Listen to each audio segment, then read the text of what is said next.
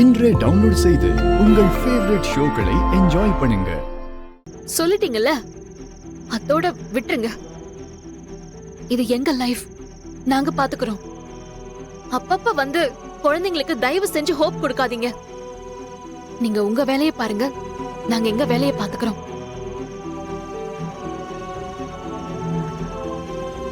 போச்சுரா, இவ்வளவு நேரம் நல்லா தானே பேசிக்கிட்டு இருந்தாங்க.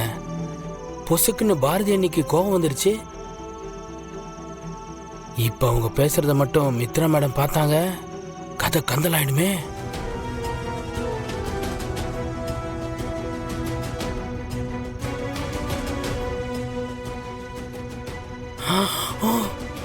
ஐயோ, நினைச்ச மாதிரி இந்த பொண்ணு வந்துருச்சே. ஏதாவது சொல்லுங்க.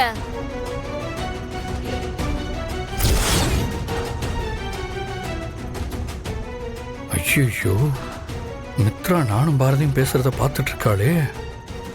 இப்ப நான் பாரதி கிட்ட பேசுறத மட்டும் அவ கேட்டா, அப்புறம் நான் சொன்ன பொய்யெல்லாம் அவளுக்கு தெரிஞ்சிடும். பாரதியவே சமாளிக்க முடியல, இதுக்கப்புறம் மித்ரா என்ன கேள்வி கேட்பான்னே தெரியல. ஹலோ பாரதி, நீங்க என்ன நினைச்சிட்டு இருக்கீங்க? அந்த குழந்தை மேல நான் உசிரியா வச்சிருக்கேன். நீங்க இன்னொரு தடவை அவங்க கூட என்ன க்ளோஸா பழக வேண்டாம்னு சொன்னீங்க, நான் சுத்தமா எல்லாத்தையும் வெறுத்துருவேன். ஆதி ஏதோ பாரதி கிட்ட இவ்ளோ டென்ஷனா பேசிட்டு இருக்காரு.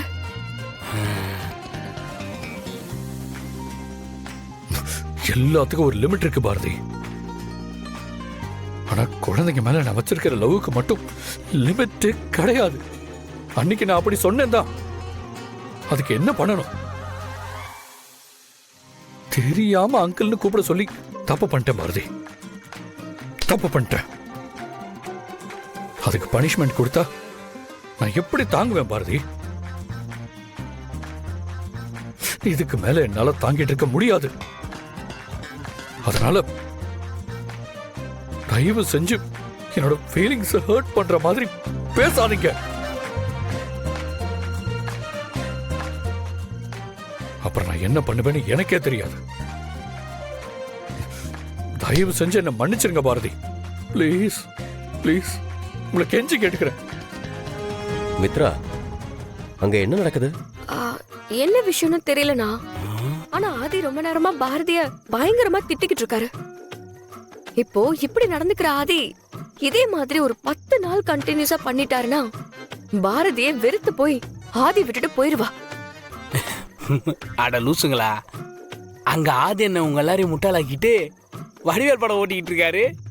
நீங்க அதை நம்பி அவர் பாரதி என்னை திட்டாருன்னு சந்தோஷமா நீங்க வேடிக்கை பார்த்துட்டு இருக்கீங்களா? எது எப்படியோ, இதுங்க இப்படி இருக்கிறதா அண்ணனுக்கு நல்லது. இல்ல ரெண்டு பக்கம் மாட்டிக்கிட்டு அண்ணன் ரொம்ப கஷ்டப்படுவாரு.